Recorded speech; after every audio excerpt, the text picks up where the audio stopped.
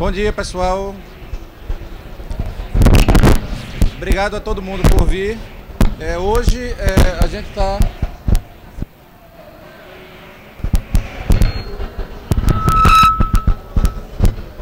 Bom, então, depois de algumas dificuldades técnicas aqui, a gente está começando. Essa é a primeira palestra que está ligada à temática de Smart Cities, de cidades inteligentes. Aqui na Campus, é o segundo ano que a gente tem essa trilha específica na Campus Party de Recife. E eu queria primeiro agradecer a presença aqui do pessoal que aceitou participar do debate. Uma coisa interessante aqui é que essa mesa é um pouco diferente da natureza da Campus Party, que a gente está falando ontem, até na palestra de abertura, falou-se muito em tecnologia, em Smart Cities, em sensores, em internet das coisas. E isso é uma tendência, naturalmente, que a gente vai incorporando na nossa vida, né? O uso de tecnologia já está muito presente na vida da gente. Isso passou para as cidades também. A gente tem um pouco já essa paranoia de otimizar aí as cidades, porque está caótico como a gente está vivendo. Otimizar trânsito, otimizar questões de segurança. Já tá, a cidade do Recife, por exemplo, está cheia de câmera de segurança já. E, ao mesmo tempo, a gente está crescendo e ficando difícil de viver nessas cidades. Com o passar do tempo, a gente está perdendo um pouco a conexão das pessoas com a cidade, então a gente sai um pouco da tecnologia e entra aqui no debate das pessoas ocuparem as cidades, não a tecnologia ocupar as cidades para monitorar e controlar as pessoas. Bom, mesmo que isso proporcione, né, algum bem-estar para as pessoas, ou melhoria de qualidade de vida, mas a gente precisa restabelecer essa ligação com a cidade que a gente vive. Então, essa mesa redonda aqui, esse debate, o pessoal vai apresentar diferentes perspectivas aqui a respeito do uso de tecnologia digital ou não, para a gente restabelecer essa relação que a gente está perdendo aos poucos com a cidade, certo? Recife está vivendo um momento justamente de luta por isso daí, e a gente vai ter diferentes perspectivas desse tema. Então, a primeira pessoa aqui que vai falar para vocês vai ser o Guilherme Cavalcante, que é lá do Impact Hub da Áreas. Em seguida, o André, ele é lá do Praia do Capibaribe, ele vai estar falando um pouco do que é que ele está fazendo nessa ideia de se reapropriar da cidade, né, do espaço urbano. E logo em seguida o Sérgio Urti, que é publicitário, esteve envolvido com o movimento Ocupa Estelita, ele vai estar falando um pouco da visão dele. E o Pedro Severian, que é cineasta, ele vai estar também trazendo a visão dele. E em seguida a gente vai debater aqui entre os membros dessa discussão e passar a palavra para vocês fazerem perguntas e participarem desse debate. Certo? Mais uma vez, obrigado. Então passo a palavra agora para o Guilherme. Bom dia, pessoal. Na verdade, não teve nenhum problema técnico, isso foi ensaiado. Que a ideia é passar para vocês que tecnologia falha, cidadão engajado e apaixonado, não. Então essa é a mensagem básica que vai meio que emergir da conversa do bate-papo da gente. Complementando minha apresentação, eu sou o Guilherme, sou um dos fundadores do Impact Hub Recife, que é um espaço, uma comunidade de pessoas que trabalham juntos e compartilham o mesmo espaço físico. Mas somos também uma rede global de 64 cidades e mais de 100 unidades espalhadas pelo mundo. O meu envolvimento com o Impact Hub Recife está diretamente ligado a essa relação de afeto que eu tenho com a cidade e com o bairro do Recife. Essa imagem que a gente está projetando aqui, ela é, na verdade, um conjunto de dados também. Os dados que são, de fato, relevantes para a gente. Eu faço parte do movimento que lá atrás, há mais ou menos uns 15 anos, começou a fundar o Porto Digital. E naquela época a gente olhava não para o Google Maps, mas para ortofotocartas que tinham na FIDEM. E esses telhadinhos que vocês estão vendo aqui, todos eles, ou estavam destruídos, ou estavam cinzentos, ou seja, o bairro estava destruído. A ideia, o próprio conceito das empresas de tecnologia de informação de se mudar para o bairro do Recife, era a ideia de recuperar aquele bairro que era o bairro onde nasce a relação afetiva das pessoas com essa cidade. E o índice que a gente usa aqui, o dado que para a gente é relevante, e é por isso que eu quis trazer para mostrar a vocês, é o índice do telhado laranja. Dá uma reparada nessa foto. Um tanto desses telhados laranjas foram recuperados pela iniciativa privada em parceria com o poder público. Foi recuperada por organizações do terceiro setor. E eu tenho um orgulho danado de dizer que um deles eu subi no telhado e troquei telha por telha com meus sócios no Impact Hub. Essa ideia de entregar, de devolver a cidade, de dar alguma contribuição, de, na verdade, participar da vida da cidade ativamente, recuperando aquilo que são os ativos que fazem sentido para a cidade. É isso que norteia a atuação da gente e foi por isso que a gente decidiu estar aí, nesse bairro. A história que eu vou contar aqui é muito específica. O Kiev me chamou para falar do episódio do Parklet, que a gente implantou lá na frente do Impact Hub. Mas para chegar no Parklet, na verdade, tem uma construção muito mais complexa. Ela nasce num processo de reapropriação da cidade. Eu adoro essa foto, porque essa foto é uma vaga viva, ela é a irmã mais nova do Parklet, vamos dizer assim. E a vaga viva, ela nada mais é do que um conjunto de pessoas tendo a decisão de dizer onde havia carro, agora tem gente. Eu trouxe especificamente essa foto e eu lamento profundamente a quem fez a foto, que eu não tenho aqui o crédito da foto. Mas o bacana é que se vocês olharem lá no cantinho, tem uma barraca da Campus Party. E se vocês forem olhar para cá, tem uma grande inovação, que é a Aerobed. A Aerobed que tem ajudado muito o mundo aí a ocupar espaços que não tem mobiliário, está aí agora servindo de colchão, sofá, sei lá o que, para as pessoas. No fundo, o Parklet, assim como a Vaga Viva, ele é uma declaração, ele é um posicionamento da sociedade dizendo, ó, esse espaço aqui ele é de mais pessoas, não só daquele cara que chegou dirigindo aquele carro. Essa é outra imagem que eu acho muito bacana. Isso aqui é a rua, desculpa, oh meu Deus, a Avenida Rio Branco, que recentemente foi fechada para pedestre. Não sei se vocês sabem, mas tem uma escola pública estadual na Avenida Rio Branco. E são os alunos da escola se reapropriando da rua, tomando conta da rua. Um prédio, como é característico do bairro do Recife, com pouco espaço interno de lazer, ele até tem uma quadra, essa escola, mas eles agora têm a parte de fora. Eles deixaram de estar felizes da porta para dentro, eles estão felizes da porta para fora. O que eu gosto muito dessa foto é que realmente é uma reapropriação afetiva. Repare esse cara e essa menina aqui no cantinho. Né? Eita. Então, assim, a turma agora voltou a namorar na rua. Né? Isso é um troço que eu, quando tinha 17 anos, como esse cara, não fazia, porque tinha medo de perna cabeluda, bandido, a gente tinha medo de tudo na cidade. Devagarinho a gente vai retomando ela. Né? Nesse dia eu estava morrendo de pressa, passei, mas consegui ficar 10 minutos vindo no Maracatu. Um outro exemplo bacana, eu acho que não sei se o pessoal aqui vai citar também, vou passar só rápido por ele, é o Som da Rural.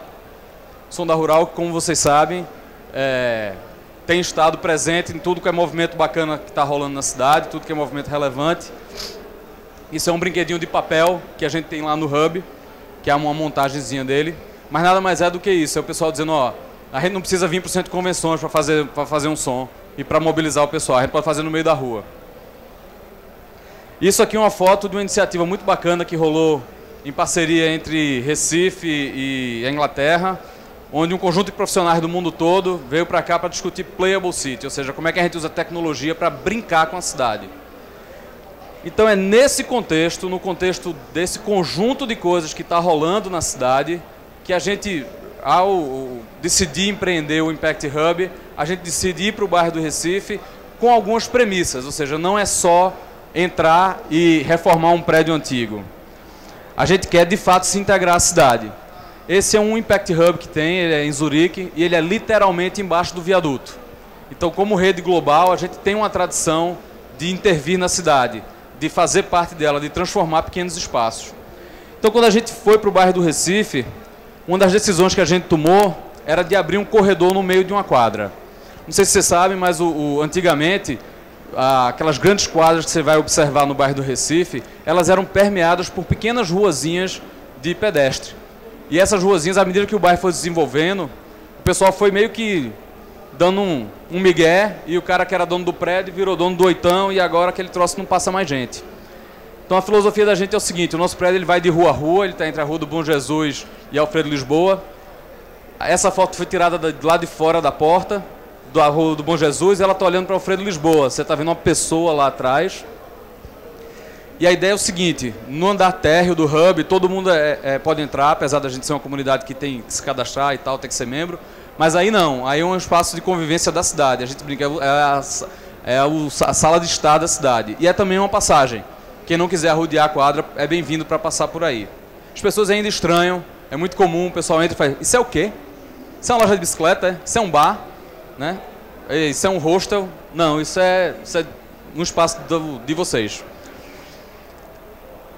E parte dessa filosofia tem a ver com a mudança de hábito. O Hub ele tem um bicicletário, ele tem também uma loja de bicicleta, que é o pessoal da Reciclobikes, que recupera bicicletas antigas e entrega ela nesse shape aí bacana que vocês estão vendo.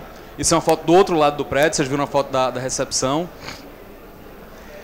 E a ideia qual é? Que você possa também fazer tomar escolhas na sua vida que mude a sua vida e mude a sua relação com a cidade. Quem quiser ir para o bairro do Recife, por exemplo, de bike, pode deixar a bike aí, tomar banho lá no Hub e trabalhar em qualquer outro lugar.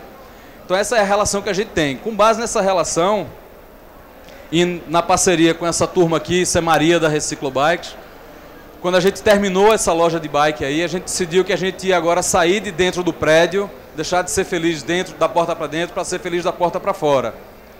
E aí a gente fez essa brincadeira aqui. Isso aqui é o Freire Lisboa. Do lado de lá está o boteco, o mar, e do lado de cá está o prédio da gente. A gente tem um fato interessante, nós somos vizinho do Bar 28. O Bar 28 é o bar mais antigo em funcionamento no bairro do Recife. Tem mais de 80 anos da galera sentando na rua e tomando uísque. Nesse dia a gente chegou bem cedinho, mais ou menos 4h30 da manhã, tínhamos um bocado de pallet dentro do Hub, e a gente foi e montou essa estrutura daí de manhã e ficou o dia todo aí esperando para uma festa que ia rolar à noite. Tem algumas imagens dessa festa, isso aí é a galera literalmente no meio da rua. Eu gosto muito dessa foto porque ela captura gente que está presente aqui, está aparecendo nessa foto. Esse cara com a camisa 7 do Ronaldo aí é o cara do Bar 28, então tem a galera da velha guarda do 28 que está lá. E tem uma turma que está dando palestra aqui na Campus Party também nessa foto. E o bacana é o seguinte, é a gente dizendo, ó, vamos tomar conta da rua. E esse episódio envolveu pessoas, ó, essa foto aparece o Bar 28. Nesse dia foi o dia que a gente mais teve gente lá dentro. Então, assim, essa vontade de estar, de fato, invadindo esse espaço público, onde antes devia estar carro, foi algo que tocou no coração da galera. E esse troço repercutiu. E aí tem todo um exagero, um pouquinho do que houve em relação ao Parklet, como sendo uma mega revolução. Na verdade, ele era só um bocado de pallet amontoado, arrumadinho, e uma galera a fim de sentar na rua. E ele, de fato, era para ser um Parklet permanente. A ideia da gente era o seguinte, esse aí é o nosso carro. A gente até brincou, a gente ia botar 4 pneus de borracha velho aí e dizer, ó, esse aqui é o nosso carro. Se quiser multi, mas você não pode tirar. Terminou que não rolou. O que é que aconteceu?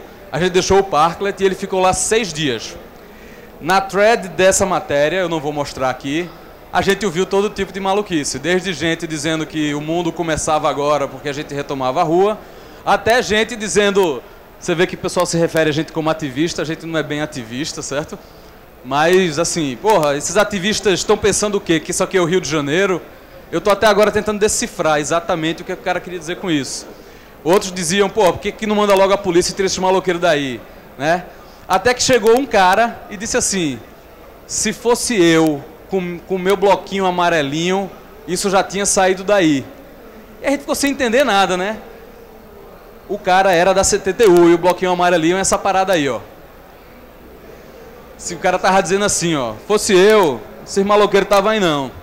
E de fato, no 6º dia, na 6ª noite do Parklet, a turma foi lá e recolheu. Naturalmente, a gente sabia que a gente estava meio que infringindo as regras.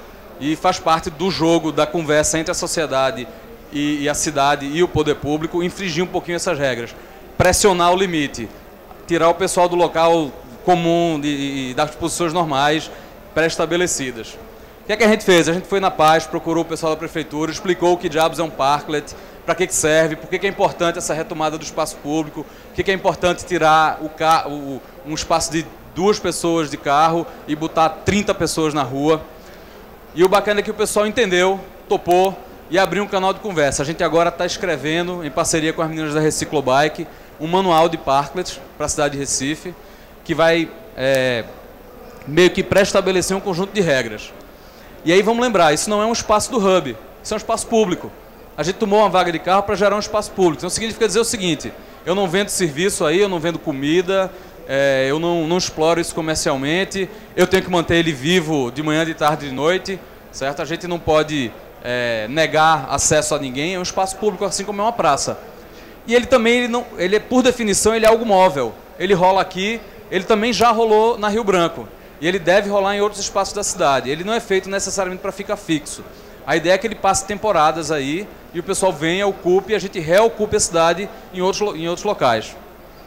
A gente espera continuar nesse movimento de estar presente em outros ambientes e a gente espera sinceramente que Recife em breve regulamente o uso de parklets. E como eu não... estourou o tempo, né? Há muito, né? Então, porra, foi mal. Bom, gente, a história da gente é essa. Esse é o pedacinho de contribuição que a gente deu para essa retomada do espaço público e a gente espera que, de agora em diante, com ou sem tecnologia, a gente hackeie a cidade. Valeu.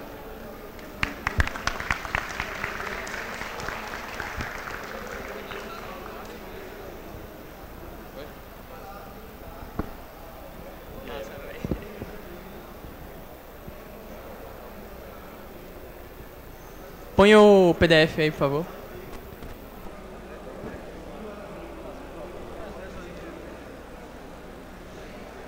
Bem, meu nome é André, sou arquiteto, urbanista, mexo com design, sou mestrando em desenvolvimento urbano e sou integrante do coletivo do Parque Capibaribe e de outras coisas mais na cidade, sempre visando a apropriação, a ocupação, de forma que leve o cidadão a ir para as ruas mais.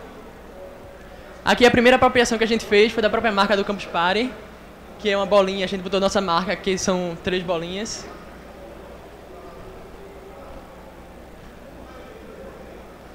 As Praias de Capibaribe é um evento que iniciou com 4 pessoas e visando tocar os espaços públicos do Rio Capibaribe, que normalmente são viradas as costas, a população vira as costas para ele. Então, como tocar esse rio, como chamar a atenção e ativar esses espaços para a sociedade.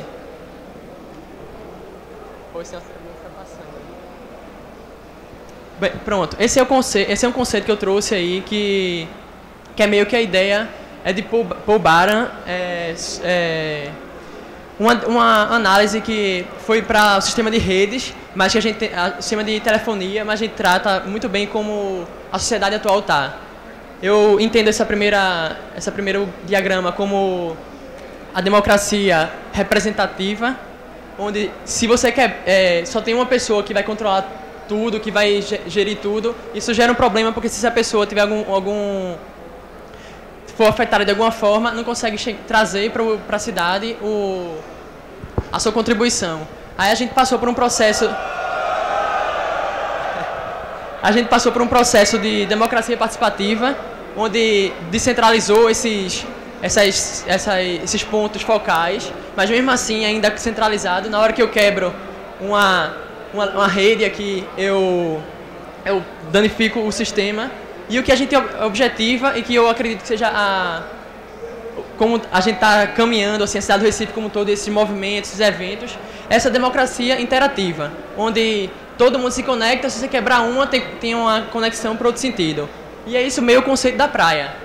A praia é um evento voluntário, 4 pessoas, que foi crescendo para 20, é aberto, não tem recurso próprio. E o nosso foco de atuação é articular e se articular com os movimentos que acontecem na cidade. Aí o conceito principal, interligar a água, os espaços públicos que beiram o Rio Capibaribe ou não, e as pessoas. Então essa conexão desses 3 elementos é o foco principal da praia e é que a gente acredita que sendo a praia como esse elemento conector, né, desses elementos. Aí foi o evento que a gente fez no Derby, assim, foi um evento, acho que maior, porque a gente conseguiu articular muito mais instituições para participar, mas foi um evento que levam uma intervenção, junta várias pessoas para fazer uma intervenção nos espaços públicos que não são considerados espaços públicos, como praça, como um cantinho de rua, intervir e levar a pessoa para refletir sobre o Rio Capibaribe, sobre a ocupação do espaço, sentimento de pertencimento e N positividades que a cidade tem e que a gente não se apropria. Aí o evento mesmo, desse do Derby também, ainda uma estrutura montada que foi totalmente...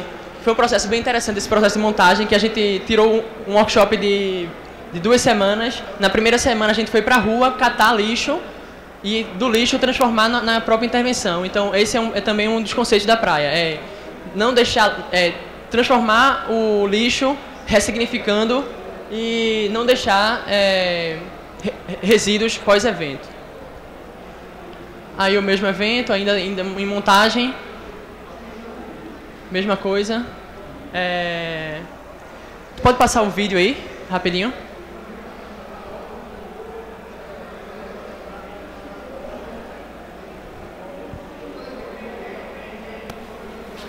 Esse vídeo foi durante o processo de montagem desse workshop.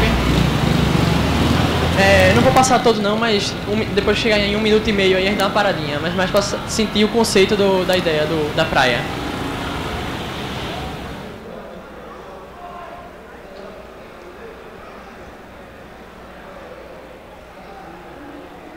Contou com a participação também de alguns amigos, arquitetos, designers e outras profissões internacionais.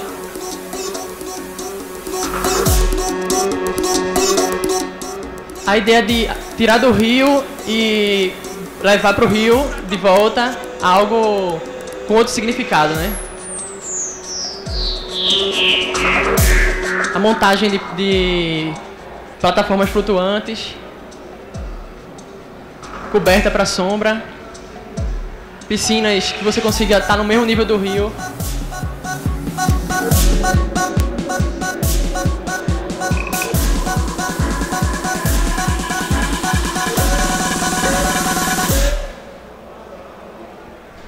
E aí a paisagem, né? O Rio Capibaribe. E a brincadeira de nadar. Essa aí foi naquela piscina que tá na beira do rio, não é dentro do rio mesmo, mas foi a festa da criançada. Meu filho mesmo não quis sair hora nenhuma. Os dançarinos aí.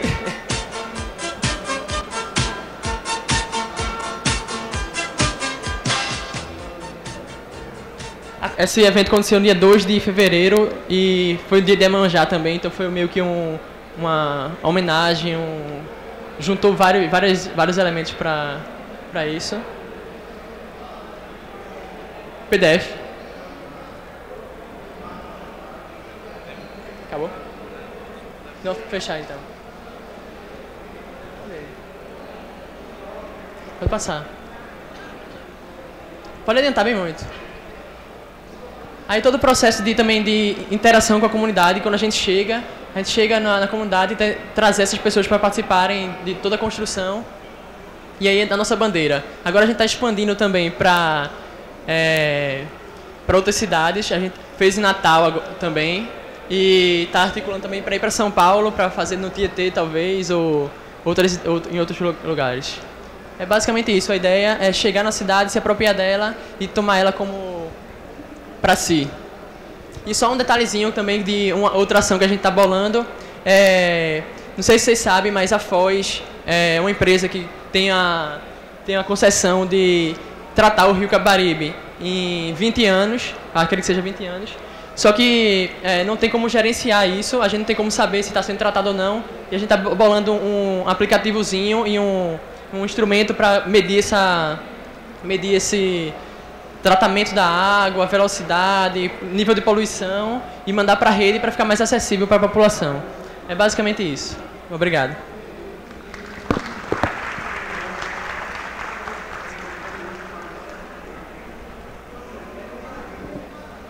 Bom, valeu, André. Sérgio? Sérgio está colocando o vídeo aí.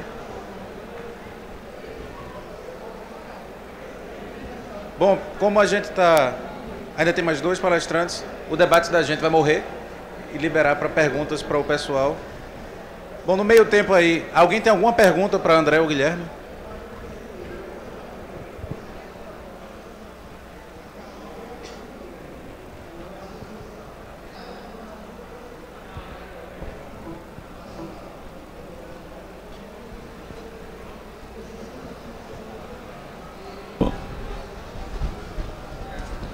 Bom dia. Eu queria saber o pessoal que está aqui, o que vocês acham do projeto Parque do Capibaribe, que o governo propôs e tal. Bem, cara, eu acho o projeto bacanésimo. A forma como ele está sendo feito, o debate que está construindo o projeto é um debate bacana, tem uma escuta por trás dele. Mas principalmente o que ele está fazendo é devolver uma característica de parque para essa borda de rio, para a qual a cidade meio que virou as costas. Então, o projeto ainda vai ser apresentado como formato final, ele está em construção, mas eu acho absolutamente fantástico. Eu sou bem suspeito porque eu faço parte do Parque Capibaribe. Eu sou da equipe também, mas eu acredito que o Parque Capibaribe em si,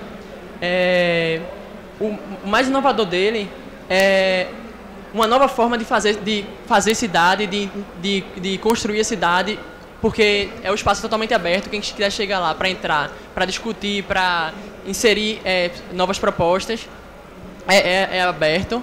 Existe uma programação de levar o parque para a rua, e o conceito principal do parque, que é urbanismo emergente, como um urbanismo que você instiga uma ação, instiga a população e ela dá um retorno, e esse retorno é o que vai ser realmente implementado. Acho que é mais por aí.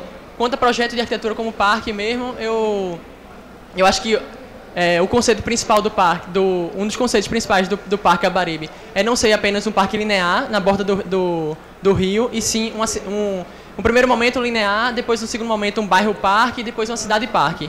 Isso aí eu sei que eu estou dentro da equipe, mas para chegar a isso existem N articulações para poder conseguir ir alcançando meta por meta. Tipo, pega uma obra que já está licitada e altera a obra para ser uma coisa melhor, como aconteceu nas Graças mesmo. Uma obra que estava licitada, que ia construir um viaduto em cima do rio, a gente ficou lá brigando para não construir esse elemento que ia ser impactante e tentar transformar o próprio projeto. E o mais legal é isso, começar a perceber que a prefeitura e algumas pessoas, a sociedade consegue intervir nisso e encarar o parque como um ponto de articulação de um projeto, sabe?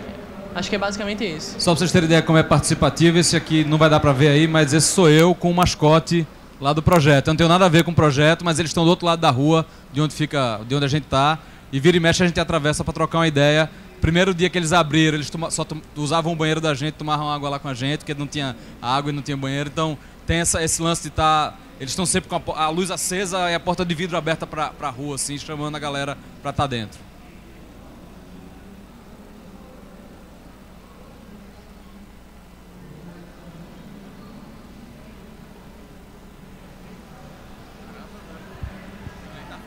Alô? Bom dia, pessoal. Meu nome é Sérgio Urte.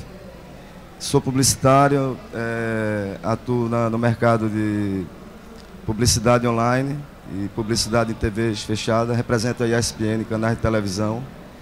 Trabalho com mídias sociais como Facebook, vendendo, comercializando mídias no Facebook, no Google, no YouTube.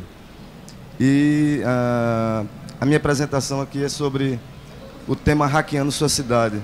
A forma como a gente utiliza a internet como meio aglutinador das pessoas e repassador também de informações do que está acontecendo na nossa cidade, né? Abre meu slide, por favor. Então, o meu papel aqui como figura, como cidadão, eu também represento o movimento, o grupo chamado Direitos Urbanos, que a gente atua bem na internet. Somos um grupo com 27 mil membros hoje. E também atuo no movimento Ocupa Estelita desde o início do 2012. E hoje, em 2014, mais fortemente, a partir do dia 21 de maio, quando aconteceu o início das demolições dos armazéns de açúcar, no caso da Estelita.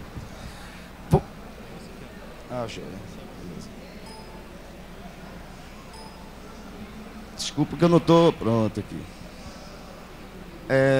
Hackeando a sua cidade, assim, de que modo podemos participar da construção da nossa cidade? Isso é uma pergunta que todo mundo deve ter na cabeça e não sabe de que forma a gente pode participar. A gente pode realmente participar da construção da nossa cidade. Isso daí é direito, isso é dever do poder público liberar isso para a gente.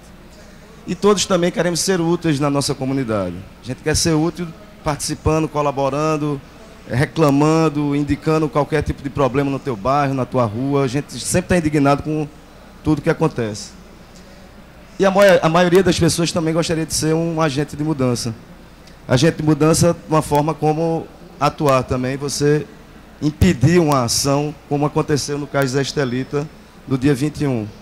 Eu, quando recebi a informação que estava acontecendo a demolição, eu estou aprendendo a mexer nesse negócio aqui. Como é que volta?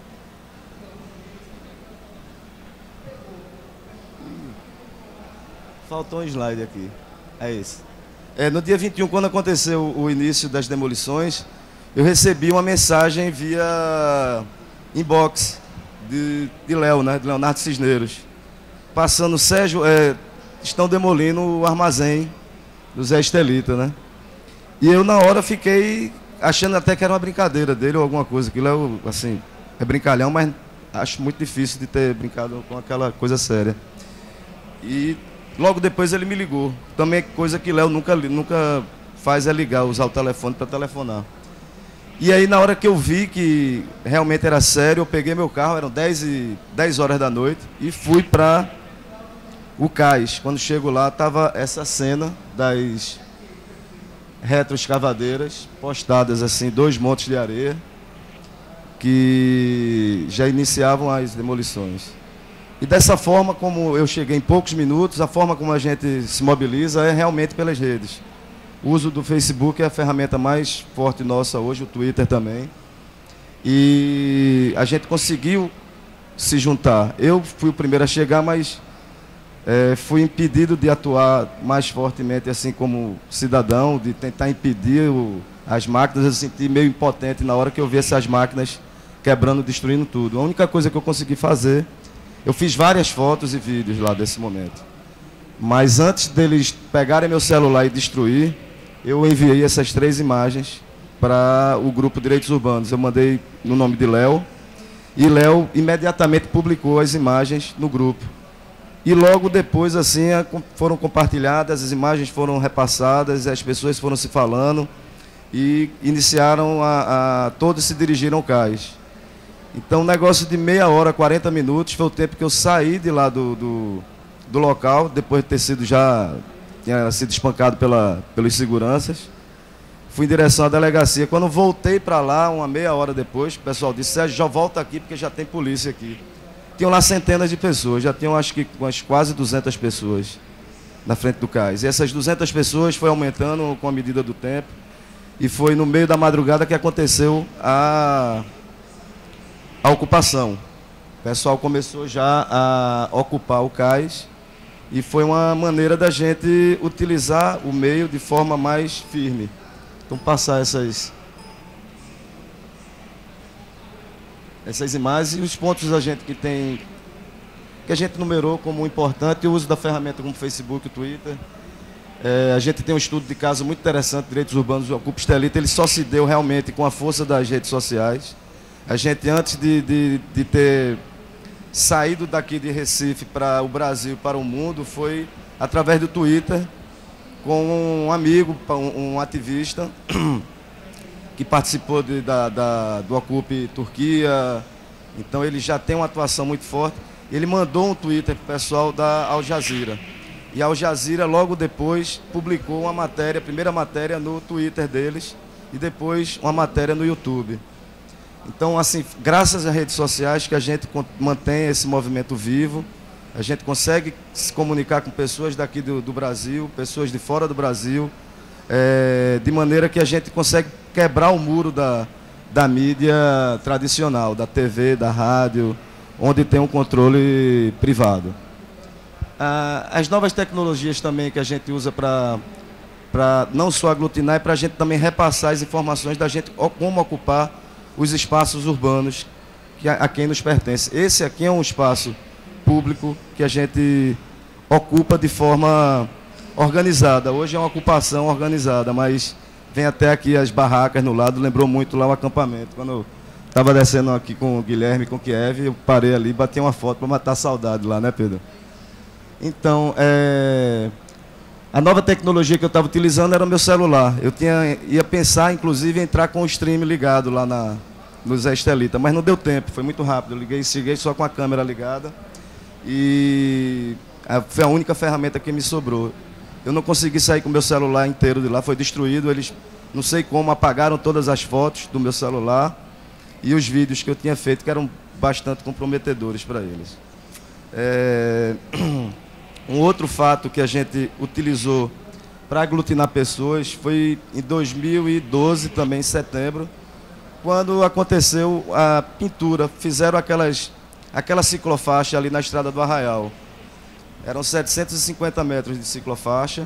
E menos de um mês, a diretora da CTTU, a presidente da CTTU, anunciou que iria apagar aquela ciclofaixa porque estava atrapalhando o trânsito dos carros. Pô, menos de um mês para avaliar um fluxo aí que iria melhorar também a ida e vinda de bicicletas ali na área, que inclusive eu ando de bicicleta bastante ali. Eu fiquei indignado quando eu vi a notícia que seria apagada, isso pelo jornal.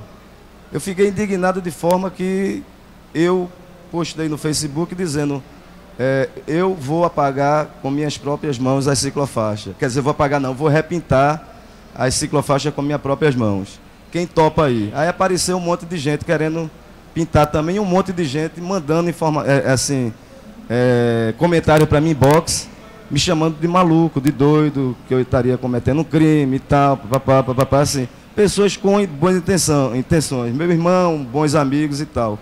Mas só que aí surgiu uma outra pessoa, um amigo, um ativista, também publicitário, que participa muito ativamente no movimento dos cicloativistas. Sérgio, tem um grupo aqui que topa entrar nessa história aí contigo. E quando eu entrei no grupo, tinham 36 pessoas já nesse grupo. E quando o pessoal disse, vamos lá, vamos fazer esse movimento, vamos fazer vamos repintar as ciclofaixas, a gente topa. Foi aí quando já tinha tudo pronto. Eu comprei os galões de tinta, comprei todo o material, fiz umas réguas de 8 metros de madeira, tudo moldado, para a gente ser rápido na atividade.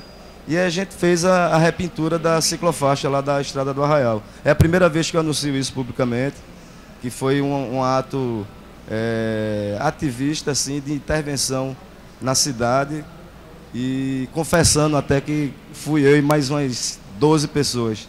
A gente planejou, queria até mostrar o vídeo que a gente fez sobre essa ação. A gente planejou de que forma seria, que horas, qual a função de cada um. A gente tinha planejado, inclusive, o tempo de 1h30 para pintar tudo. Mas a gente conseguiu pintar tudo em 45 minutos. Pode soltar.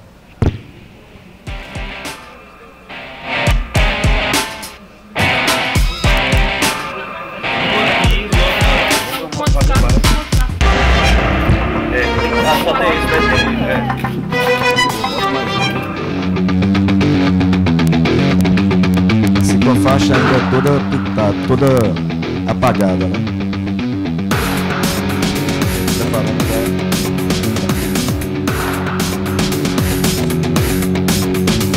Tem como apagar essa luz?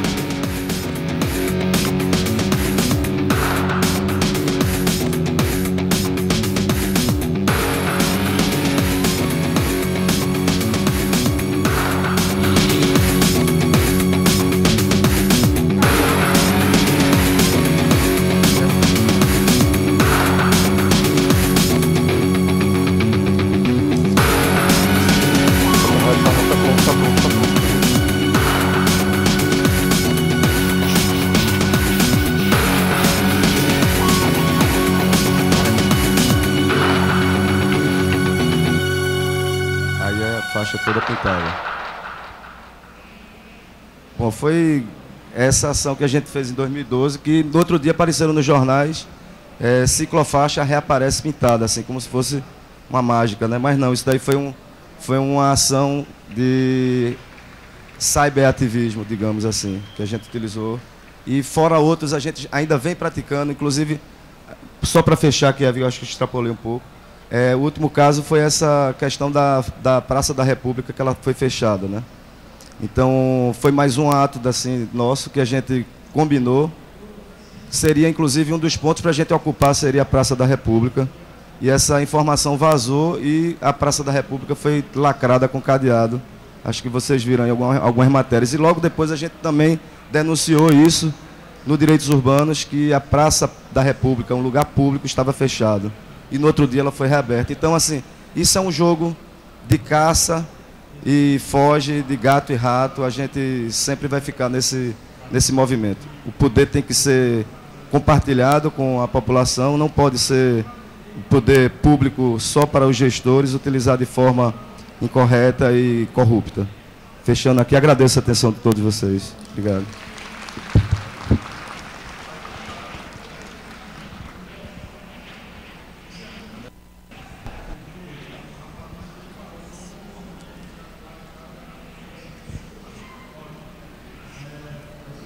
Bem, bom dia.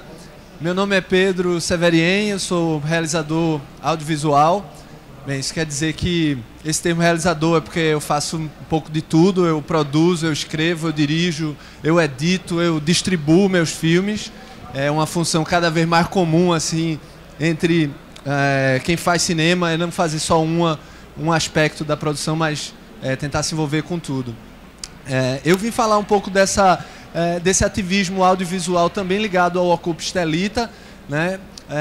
Sobre duas vertentes. Uma, o streaming, né? A transmissão ao vivo, né? dos eventos e das ações políticas, e também uma produção um pouco mais elaborada, com a linguagem narrativa ligada a um filme político urgente, né? Seria um termo que a gente tem utilizado. Então, eu acho que essa intenção, essa ação audiovisual, eu acho que está muito ligada a um confronto com a mídia corporativa, né? A imprensa corporativa, seja na TV, nas rádios ou nos jornais, ela não cumpre mais a função, nem sei se em algum momento ela cumpriu de forma plena, a função de colocar as questões com esses múltiplos olhares, né? Sempre há uma tendência, a objetividade jornalística é um mito, né? Então, isso é utilizado às vezes para transformar, dar forma a um tipo de mensagem que é bem subjetiva, que é bem guiada, né? E parte de interesses corporativos. Então, eu acho que isso conecta a ação do ativismo audiovisual do Ocupa Estelita um pouco com a teoria das brechas, que eu acho que foi instituída por Barbeiro, Jesus Martim Barbeiro, que diz que mesmo o muro mais maciço de opressão, ele tem brechas, né? E a gente pode ocupar essas brechas, se infiltrar dentro dessas brechas e começar a corroer esse muro ao ponto que ele cai, né? E eu acho que é isso que a gente está fazendo aqui nesse momento, com essas discussões, com todas essas ações que estão acontecendo. Então, o streaming, ele vem nessa linha e ele assume, até de certa maneira, apesar de ser, digamos, uma reprodução da realidade, né? Ele assume um pouco certos aspectos clássicos da ficção, por exemplo, né? Eu acho que no streaming a dilatação do tempo contribui para o fomento do suspense, né? Por exemplo. Então, nas transmissões ao vivo, e eu acho que o junho de 2013 foi assim um marco para a gente, né? Ou seja, para mim talvez foi a referência mais forte quando eu passei a fazer o streaming aqui, era que a gente podia acompanhar o desenrolar de uma ação na rua, mas sem saber exatamente que horas aquilo ia acabar, sem saber como aquilo ia acabar e sem ter os papéis e essa estrutura dramática fechada, né? Então isso corrobora, eu acho que amplia o efeito suspense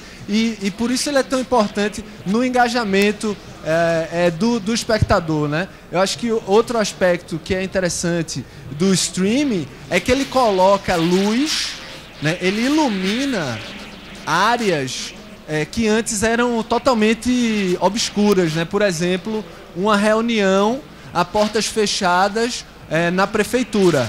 Hoje a gente pode fazer um streaming dessa reunião que antes ficava limitada àquele grupo de pessoas que está ali. Inclusive isso respalda os integrantes do movimento, ou seja, a gente pode observar tanto a ação dos integrantes quanto a ação dos gestores públicos. E eu acho que isso, se democracia está ligada à participação, é importante o acesso às informações. Sem isso a gente limita um pouco a participação, né? Então, isso, além do streaming, a gente produzia de uma forma complementar, digamos, né? Se a gente tinha um streaming, estava podendo acompanhar uma ação específica, por exemplo, a ocupação da prefeitura, né, que serviu no momento onde a prefeitura estava fazendo um jogo de cena em relação ao diálogo, à negociação, tentando deixar o movimento de fora dessas discussões. A gente foi lá, ocupou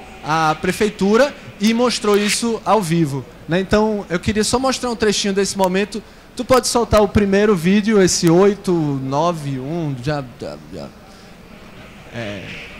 Então, esse é o momento exato onde a gente ocupa a prefeitura da cidade do Recife.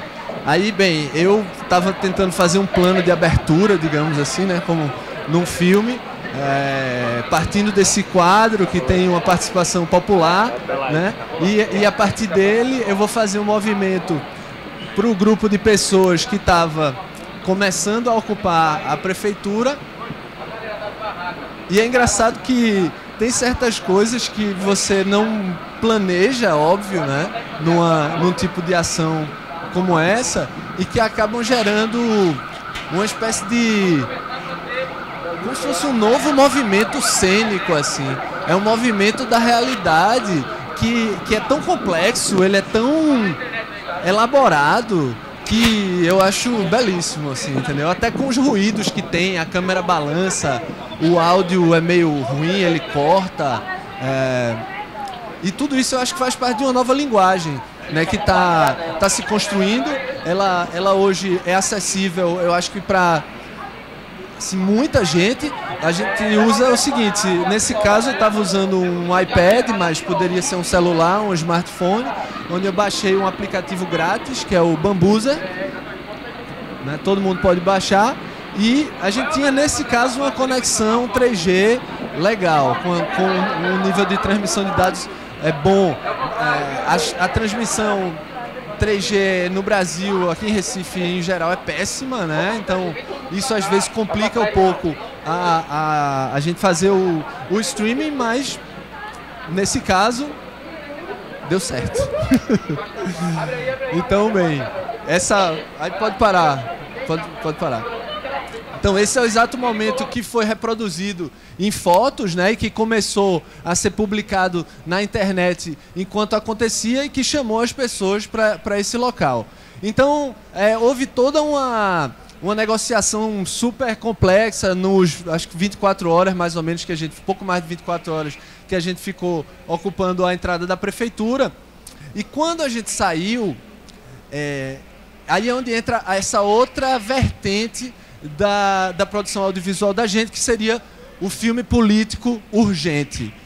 Por que eu digo que é o filme político urgente? Porque ele serve, a função dele está ligada ao instante que ele é publicado. Ou seja, a gente terminou a transmissão ao vivo e a gente não podia esperar uma semana para publicar algo que nem que a mídia corporativa não mostra, que foi o momento em que a gente sai da prefeitura e volta em passeata até o Cais José Estelita. Então, my brother, tu pode soltar o terceiro vídeo aí, é o Ocupar, Resistir, Avançar. E eu queria que tu colocasse ele mais... Vamos ver o comecinho. Então aqui, eu vou falar, deixar o vídeo falar um pouquinho e já eu falo. Vou fazer um esclarecimento sobre por que a gente está saindo sob pressão. A gente estava pedindo simplesmente que se assinasse embaixo de um acordo que já estava feito. Nesse acordo, versavam itens que eram em relação às garantias do processo de negociação que estava acontecendo, porque a gente já estava sentindo que a negociação feita simplesmente, oralmente, sem nada oficializado, era muito frágil. A pergunta é se a gente quer interromper o processo de diálogo por causa disso ou a gente não quer. A gente quer continuar negociando e amanhã a gente está na reunião aqui porque a gente tem um objetivo com isso, que é a proteção do Cais José Estelita, que é a proteção do direito à cidade. Então a gente espera que esse processo seja didático, que não só essa gestão, mas que todo o poder público aprenda que a construção da cidade é uma construção coletiva, ela não é unilateral. Tá. Tu pode pular, mestre, para mais ou menos o último terço do filme aí, acho que 1 minuto, 2 minutos finais, mais pra frente, mais por aqui assim, ó. Por aqui. Coletiva antes de qualquer coisa. Todos que estão aqui mascarados, sabe? Pode ser aí. Pode ser aí. Acontece agora, no primeiro mandato, sabe assim, pode dar o volume. Isso nunca aconteceu. Por que que o pessoal do movimento não foi chamado para essa reunião que está acontecendo no gabinete do prefeito com outras instituições? Essa reunião já tinha sido previamente acertada já com a entidade representativa da sociedade, IAB, OAB, Universidade Federal, Universidade Católica. Mas o prefeito, em momento nenhum, se nega a receber o movimento. Mas por que que eles não foram chamados para esta reunião? Porque essa reunião era específica com essas entidades, né, que já tinha sido acordada e que já tinha sido colocado na agenda do prefeito. Isso não impede de maneira nenhuma de que o prefeito receba o Rofo Estelita, né, e que esse diálogo continue, né, até para buscar uma solução possível lá para essa questão. Por que que o prefeito continue, não comece? Por que que o prefeito quer receber eles em separado? Não é que queira receber separado, é que apareceu uma novidade aqui na prefeitura, que foi essa ocupação ilegal. Por que que a prefeitura considera essa ocupação aqui ilegal, ocupação aparentemente pacífica? Porque, não, a gente não está dizendo que não é pacífico, a gente está dizendo que é ilegal. Eu queria que houvesse um questionamento por parte dos recifenses de por que o prefeito se recusa a assinar um documento que foi dialogado com o seu secretário por 5 horas, com pautas tão pequenas, porque ele se recusa a assinar e ainda tem o topete de nos chamar de intransigentes. Me parece que não há ato mais claro de intransigência do que se recusar a firmar um acordo tão elementar quanto esse que nós pusemos diante do prefeito hoje.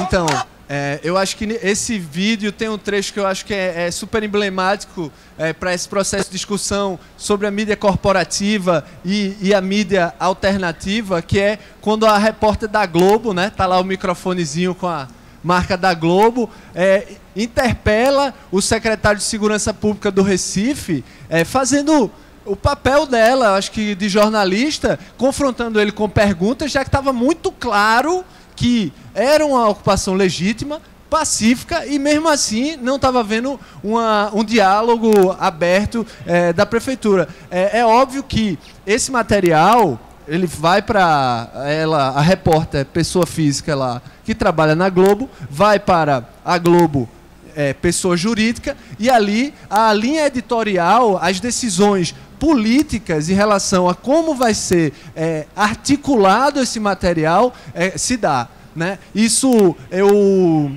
recebi testemunhos diretos de jornalistas amigos no Jornal do Comércio, no Diário de Pernambuco, na Globo, onde existe o tema Ocupa Estelita, ele estava passando por um novo filtro que passava pela direção desses veículos.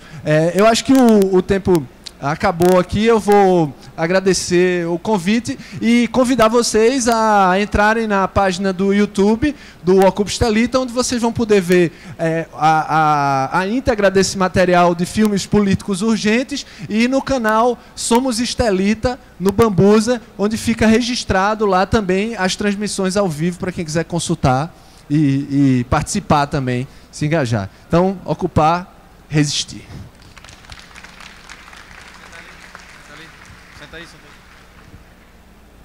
Bom, queria agradecer novamente o pessoal que participou aqui. O meu plano era de ter um debate aqui, não vai dar tempo, está com pouco tempo, para todo mundo participar, todo mundo também ocupar a discussão. Uma mensagem, várias mensagens aqui que são passadas, eu queria mostrar para vocês que assim, o mundo está mudando e a forma como se governa, como se cuida das cidades tem que mudar junto também. A tecnologia está permitindo isso para a gente. A forma de construir cidades está mudando também e a gente tem que acordar. E aqui Recife está vivendo essa época. Tem diferentes mensagens aqui, diferentes movimentos que estão acontecendo e envolvendo o uso de tecnologia de uma certa forma. E aqui a gente também pode repensar isso. Aproveito para deixar o convite para quem é programador. Tem uma iniciativa que nasceu de uma conversa de Breno, do lado da Emprel, e comigo, na época que eu trabalhava no SES ainda, a gente fazer um concurso para cidadãos desenvolver aplicativos para melhorar a vida das pessoas, tentar resolver problema. Aí ano passado a gente conseguiu a primeira edição, a Emprel comprou a ideia e fez isso daí acontecer. E esse ano está tendo nova segunda edição, Hacker Cidadão, para vocês usarem dados abertos para construir aplicativos. Então, quem quiser depois aparecer lá no final, nas bancadas que tem ali do Hacker Cidadão, para pegar um pouco de informação a respeito disso, aparece lá para conversar com a gente. E agora eu quero então abrir para perguntas aí. Quem tiver interesse em perguntar aí qualquer coisa, levanta o braço, já tem um ali.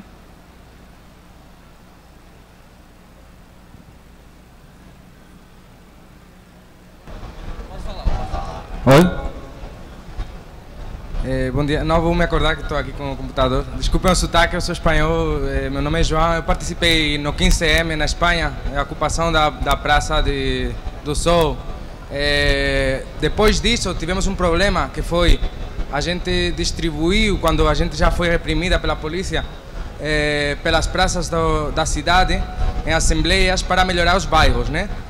A gente tentou abranger mais gente e nos focar em bairros, né? Aí o movimento se diluiu. Os movimentos conservadores do governo ganharam mais força por causa disso, porque colocavam a gente como uma ameaça à estabilidade. Então, partindo do fato que a desobediência civil é um direito, temos um problema. Os que participamos dos movimentos sociais acabamos falando para as mesmas pessoas. Esse não é o caso, porque aqui temos pessoas que devem pensar diferente. Esses movimentos fazem que pessoas, esses movimentos que vocês falaram, fazem que pessoas que normalmente não se ligaram nem em política, nem em atividades sociais, entrem no debate. Agora, essas pessoas que não têm uma formação política anterior, que entram num movimento como esse, até que ponto essas ações podem virar fatos isolados, sem mudança política no governo, ou pelo contrário, vocês acham que os movimentos se implicam aos poucos com a mudança das leis que possibilitem que, num futuro, esses movimentos não sejam necessariamente uma resistência, e sim um direito, que eu acho que deveria ser o objetivo. Por outro lado, alguns pensamos que deveríamos extrapolar o conceito de democracia participativa radical à sociedade, também aos entes privados. Falávamos da mídia, a mídia privada tergiversa, modifica a realidade, com o objetivo de ocupar a cidade inteira, o Estado, o país, com essa filosofia, democracia participativa. Então, qual seria o caminho para ocupar os governos? Para que essa indignação isolada vire indignação nos parlamentos, indignados nos parlamentos. Qual seria esse caminho? Seria esses fatos isolados ou temos que fazer um movimento para integrar outras forças? Eu vou, Obrigado. eu acho que mais gente aqui eu acho que pode comentar, mas eu queria comentar um aspecto, né, da tua pergunta e assim, da tua leitura, na verdade, que eu acho muito interessante. É o seguinte, nesse caso, o Ocupa Estelita, eu acho que ele funcionou também como uma escola política. Ou seja, o processo de decisão lá era feito em assembleia, de pessoas que não necessariamente se conheciam. Eu conhecia algumas pessoas do direitos urbanos, ali, algumas pessoas que estavam já nos primeiros Ocupes, mas eu não eram pessoas com quem eu dialogava como grupo. Então você passa a ter que se colocar ideologicamente, conceitualmente e, a partir daí, gerar uma prática, né, que é a ação política, de fato. Esse momento, muitas vezes, me colocou num dilema que eu não conhecia. É muito fácil elaborar conceitos aqui políticos sobre democracia e tal, mas quando você vai discutir isso na prática, ou seja, pensando ideologicamente e agindo, fica mais complexo. Então eu acho que esses movimentos eles não são isolados por conta disso, porque eles servem como escola e a partir daí outros movimentos e outras ações vão acontecer. A participação dentro das instâncias institucionais, ela é necessária também. Eu acho como um outro vetor de ação. É preciso ocupar os conselhos. Agora tem um conselho da cidade que tem diversas entidades da sociedade civil que tem assento lá, então é importante ocupar isso, mas é importante ocupar a rua, é importante ocupar esses espaços que estão aqui ao lado. Eu acho que é dessa dualidade, desse movimento duplo ou multifacetado que a gente pode imaginar uma transformação mais profunda. Essa é a minha, pelo menos a utopia que eu imagino. Assim. Um ponto importante também que você colocou aí é a questão da democratização, né? Que está faltando muito à sociedade entender que tem esse poder na mão da democracia à disposição do cidadão.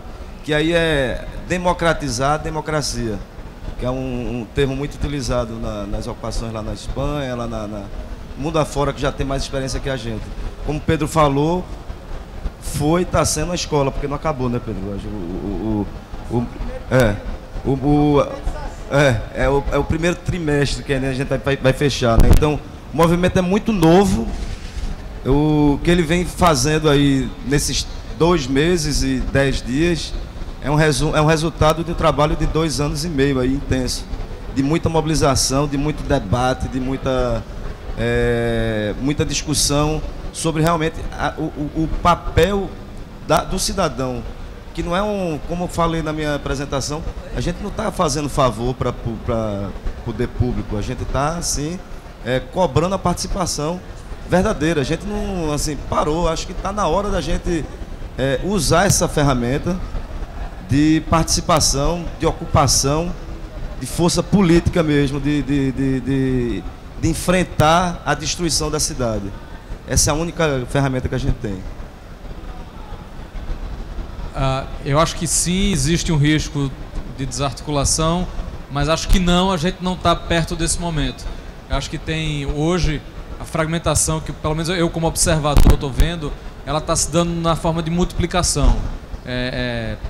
Especificamente falando desse movimento aqui que está rolando, ele cresce, ele tá no momento de crescimento e está no momento de aprendizagem.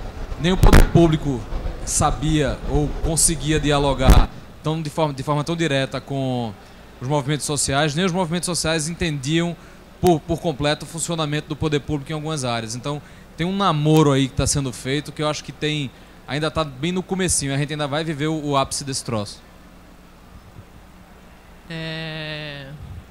Como eu mostrei naqueles três imagens lá, naquela teia, eu acho que a gente está caminhando para a terceira teia aqui, sabe? Eu acho que é o foco de todos os grupos. Quando eu falo em desarticulação, eu não acredito. Eu acho que um alimenta o outro e vai realimentando. E quando você vê um sucesso de uma ação, você se reestimula para cooperar, para juntar. Então, eu estou na praia, mas eu estou no Ocupe, eu estou na Casa Amarela, sabe? É meio que um mesclar no outro. Eu acho que e também tem cada um compreender como funciona cada ação. Eu acho que é um foco também importante.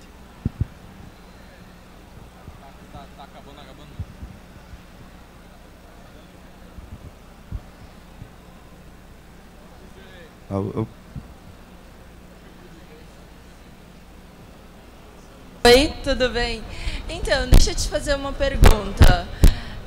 Os projetos que tu apresentou são essencialmente urbanistas. No entanto, eu sinto que ele tem um quê de esquerdista. E apesar do PT estar no poder, a gente percebe que as diretrizes atuais deles são meio que de direita. Em São Paulo, a gente vê que ações como as tuas são reprimidas com violência. E aqui, como você lida com isso? Eu? Posso começar? Pode ser. Tanto faz. Ó, eu, por exemplo, sou burguês, nascido e criado em prédio e me declaro neoliberal, certo? Então, eu acho que, na verdade, não é que tenha um viés de esquerda ou de direita. O movimento de ocupar a cidade, ele é um movimento cidadão. E ele não tem muito essa cor. Você vai encontrar gente de tudo quanto é tipo, tomando todo tipo de iniciativa. Eu nem gosto muito de colar esse tipo de rótulo, não. Agora, de fato, existe uma resistência única no sentido único. Existe um vetor, não mais direita ou esquerda. Tem um vetor. E esse vetor, eu acho que ele é de unir e avançar. Unir e avançar. E ele parte da convivência dos diferentes, nunca da segregação. Pelo menos é isso que a gente está assistindo acontecer agora. É gente de cabeça completamente diferente, mas nesse vetor de unir e avançar. E também essa repressão, em São Paulo, repressão aqui, repressão ali. Eu acho que todo canto tem a repressão, porque é um momento de mudança, de transformação da forma de construir e de vivenciar e de cuidar da cidade, sabe? Eu acho que parte mais para o papel a gente pensar em si mesmo e como é que eu posso contribuir para a minha cidade, já que até hoje eu não venho contribuindo cuidando dela, mas só vivendo ela, sabe? Eu acho que é mais por aí. E quanto à repressão em São Paulo, eu acho que tanto o Ocupe, quanto as praias, quanto qualquer movimento nesse caráter, tem articulação também, não só local, tem articulação fora, e eu acho que todos caminham em prol de um mesmo objetivo, que é ter uma cidade melhor, cuidar da sua cidade, e é por aí, sabe?